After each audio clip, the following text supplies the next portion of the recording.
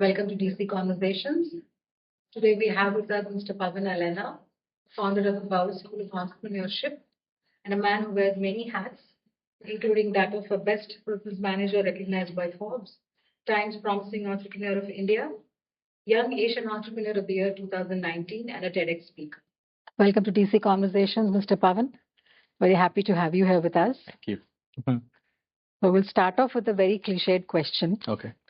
You started your venture or your idea for a venture started at the age of 19. Yeah. And the journey has started since then. So please share a few ideas and concepts of what you thought about entrepreneurship at such a young age and your entire journey till establishing a school for entrepreneurship, which is very new. I went to VT Vellore. I 2015 passed out, computer science and engineering graduate. So I got an idea to track the school buses. So I saw Uber, and then I was very much fascinated by the way we can actually see the driver, whether driver is taking U-turn, left turn, right turn. You can actually track the driver. Then I saw a lot of parents waiting outside the bus stops. I thought, why can't we replicate the same Uber model for school buses? Then, then I've come to Hyderabad. That time T-Hub was setting up in Hyderabad, and then I was one of the first startups to be in T-Hub. And then I've learned so much from the fellow entrepreneurs, and I didn't have any uh, fundamentals on starting a business because I was a pure techie, and I didn't even know that how to incorporate a company. Also, I didn't know. I didn't know that you need to have two directors to incorporate a private limited company. Then it took about 2 years for me to figure out a team, build technology, and then start deploying this in the schools. The minute I started deploying in the schools, we started facing a lot of challenges operationally, technically, financially. Somehow that venture did not take off anywhere. Then I thought, why didn't we have this basics, at least the fundamentals of thinking entrepreneurial, why we didn't have it from the school level? Then started Metamorphosis in 2017 to teach whatever I went through as an entrepreneur, even though I didn't see any acquisition and all, but I've learned from many of the entrepreneurs what it takes to kind of see a whole circle or the cycle of being an entrepreneur. That's when I started Metamorphosis, and from 2017 till 2023 I ran Metamorphosis. 2023 we got acquired. So during that time, close to 150,000 students, we taught 21st century skills to them, made them to think innovative, made them to think entrepreneurial. And 2023, we got acquired by a company called Bright Champs. After that, 1.5 years, I was with Bright Champs. Then started connecting to the students back. People who were in 12th back then, I asked what colleges they've joined or they're joining. Again, they're all going to the colleges which my generation went through or my parents' generation went through.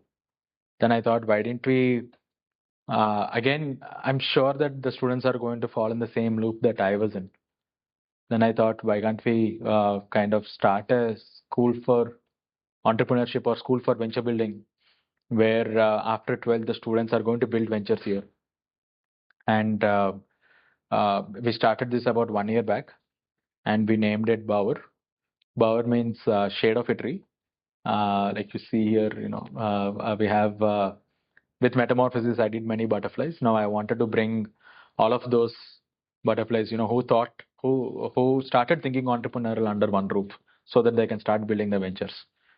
Great, yeah. Yeah, and then we started this about a year ago. So you do identify with failure being the starting step to success and entrepreneurship. That is a fundamental principle for how to be a successful startup in entrepreneurship. So I'll dive straight into this question.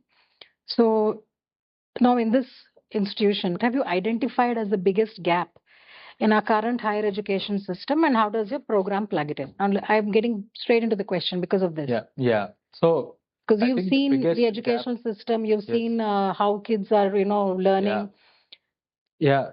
So the biggest gap that we have seen is the irrelevance, right? I mean, in the sense, while there are so many entrepreneurship cells, a lot of innovation that are happening in the colleges, but probably, there is no strong ecosystem in the colleges because most of the colleges they're either far away from the ecosystem or probably they might not have enough industrial immersive support that is there.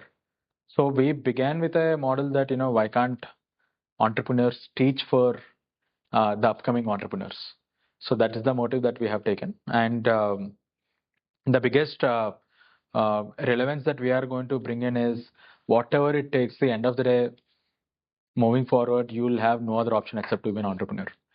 Whether you are working for a company, whether you are an entrepreneur in residence, whether the projects that you are going to handle in the company, you have no other option except to think entrepreneurial, or else lot of the things already the AI is doing, or a lot of machines are already doing it. So how do we make students to think, or say, how do we keep that as an exercise that people will start building their ventures here at Bower? So you're talking about artificial intelligence now. So how do you see that transforming the entrepreneurship and education system? I mean, like, is it also part of your curriculum? Like, Yes, how does so the whole thing fit in? Out of 3,000 hours of curriculum, what we have for 3 years, close to 300 to 400 hours are on the tech based. So in fact, we teach tools for marketing. I mean, the what all tools that are relevant in the AI space for marketing. In fact, in our company, or say in our school, we use AI for our personalized learning aspects. Our entire learning management system is purely AI driven learning management. And moving forward, I'm envisioning a course builder which is again AI driven. For example, I want to build a fintech product. I am interested to learn economics fundamentals. I'm interested to learn technology fundamentals. I can actually create a course for myself which is very much personalized. So we are going in that way. That's actually very interesting. I mean, it's like a self kind of a curriculum that you can create for yourself. And we would want to make entrepreneurial education to be accessible to everyone. And I'm sure this can happen only through AI. When you're talking about an entrepreneurial mindset, right? What does that mean to you? And you've been working with high school students for a very long time. So what do you see? I mean, how do you inculcate that mindset among children? You've also worked in schools in entire two cities, right? Not just the cities, because we have access to various platforms. So how are you working with them in that and the whole thing? Right. So for me, the mindset is again, we are trying to create a mindset by giving them the exposure and the awareness. So the first layer is creating an awareness, in the sense they should know the stories of the startups, not only just the successful stories, but also the failed stories of several startups that are there, making them to literally make up their mind that it's not a very easy path. So that awareness and education is the first layer that we wanted to create. Second thing is the decision making, the quick decision making, the risk taking appetite, and exposing them to real hard work. Right. Often, most of the students, they come to me, they say that I have this idea, I made an app, I made a website. Yeah, that is fine, but are you willing to travel with it for the next 3 years, next 5 years, even though if at all you have the best university offers, or if at all you have the best company offers, are you still willing to kind of work with it in a patient way? So second thing is hard work, resilience, decision making, risk appetite, and all of that. The third layer in the mindset is again the teamwork, right? I mean, what kind of team that you need to have? How do you motivate the team? Because initially you'll not have a capital. Initially you need to attract the team by talking about your vision. So how do you kind of sharpen your vision? How do you kind of sharpen the direction that you wanted to go? So these are the three layers that we generally introduce in our curriculum, and all our activities and experiences are based on these it's things. more of a practical approach. And very much. And I think even the faculty also are all from the field, and they give you hands-on experience. Correct. And about the faculty, I mean, like, so faculty also, we have three-layered faculty. First one are the academicians. These are the people who kind of lay the foundations, who sharpen the foundations for the students. For example, economics, statistics, technology, and we talk about the business fundamentals. All of those things will be taught by the academicians. Second layer are the practitioners. These could be the CHOs of the companies. This could be a fellow entrepreneur. It could be, uh, probably a coach that are helping the students to give certain perspectives, give the frameworks and all of that. Third layers are the mentors. So these are the people who have seen one successful exit, or at least one cycle of a startup or a company. These are the three layers that we have. Currently, we have close to about 30 academicians with us. We have more than 50 practitioners. We have about 10-15 mentors already. These are the people that have seen one So successful the cycle. curriculum is a mix of both of practical and Yes. classroom-based Academic, education yes. and everything. That's great. Now, if I could just ask, now, any plans of making your model of education and curriculum contribute to the national education policy? Are you doing anything in those terms? Yeah. Because you have seen it from the ground level. Right. You work with a lot of schools. Yes, yes. Any plans of that? So what do you think Definitely. you should be doing to inculcate this mindset of entrepreneurship, but Yes. at the same time, how do you inculcate that in the curriculum for So, schools? already in the national level, at a skill development level, a lot of initiatives related to entrepreneurships are happening. There is a competition for school children where CBSE is promoting along with the skill development corporations. So already there are a lot of things that at a national level that are doing. But one thing that we can contribute, or one thing that we can add on top of it, is the faculty base that we have. We are planning to bring the faculty base to this. So the content, the curriculum, what we have, if at all anyone would want to adopt, or if anyone would want to kind of introduce this in their colleges or schools, I would really wanted to kind of democratize this. Sounds good. So just tell us about the B Café and the library. Yeah, so this is so at Bower, every day we have a lot of entrepreneurs walking in. Need not be the students of Bower, but also fellow entrepreneurs, fellow friends of ours. They keep coming in here. They work out of here. But often outside cafes are quite expensive. And as an entrepreneur, you might not, afford for a cafe every day. So what we thought is, why don't we kind of create a library where the resources are available. In fact, just for business model, yesterday I've read that there are about 1.3 lakh books that are written only on business model canvas, one framework of business model in India. Wow. So there are so many collections of books. So we thought, why don't we kind of bring at least 0.1% of that, bring them here. And in our campus, every day there is a vibrant events that keeps happening, vibrant founders that they simply walk into the campus. We thought, let us have B Café and library where people will come, they will book a slot, they will kind of uh, take a glimpse of the books, and they can work out of here. And also we have a stock market ticker, so they can actually have a conversation about the markets, they can have a conversation about startups, the challenges that they're facing as an entrepreneur.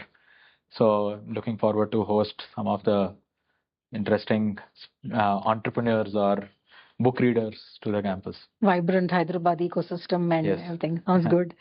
Wow, okay, we'll end with a small rapid fire question session. So one entrepreneur you look up to and want to meet. Jack Ma. Why? Is I mean his journey from 0 to 1, I've always admired. And 10 years ago only, he has given a hint that schools of entrepreneurs should exist, or else this AI and this entire automation that is happening. That interview in the World Economic Forum that I've seen, that has inspired me, and also his great success with Alibaba is something that I'm quite. Okay. So one productivity hack during a long day, since you are working throughout the day, so work-life balance, everything. So one productivity hack that you'd like to share. Workout in the morning, and other thing, what I do is probably take 1.5 kilometer walk in our campus downstairs. So I do that. I go in the middle of the day. I kind of walk. I just plug in my AirPods and I just do that. It'll be a very refreshing thing for me also. Okay. So if you weren't running this business school, what career would you be in? And I know you're a tennis player. So apart from being a tennis player, what would you I thought of telling that I wanted to be a tennis coach. Mhm. If not that, probably I'll just spend my dad's money. That's a good one. Yeah. So if you could propose one policy change to India's education system, what would it be? A little heavy, but yes, we would like to know because you've started this. Yeah. So especially for school, there are a lot many new age business schools that are coming out in every city. We see 2, 3 good schools of entrepreneurship or say schools of technology that are coming out. Probably have a government entrance exam, which is where they can actually apply to these schools. For example, there is CUET. Probably make schools like Bower also where the students can actually apply to. I think because a lot of people are putting in effort to bring relevancy in the business schools and tech schools. A lot of entrepreneurs like us, we are putting in. Probably if at all there is a channel from the government, there is a channel from UGC or say AICT to these new age B schools. I think that will be a very welcoming move. Yeah, that's a good point actually. Yeah. So to sum up B Cafe in 3 words as a closing point. Connect, grow, network. Oh, great. Thank you. Thank you so much.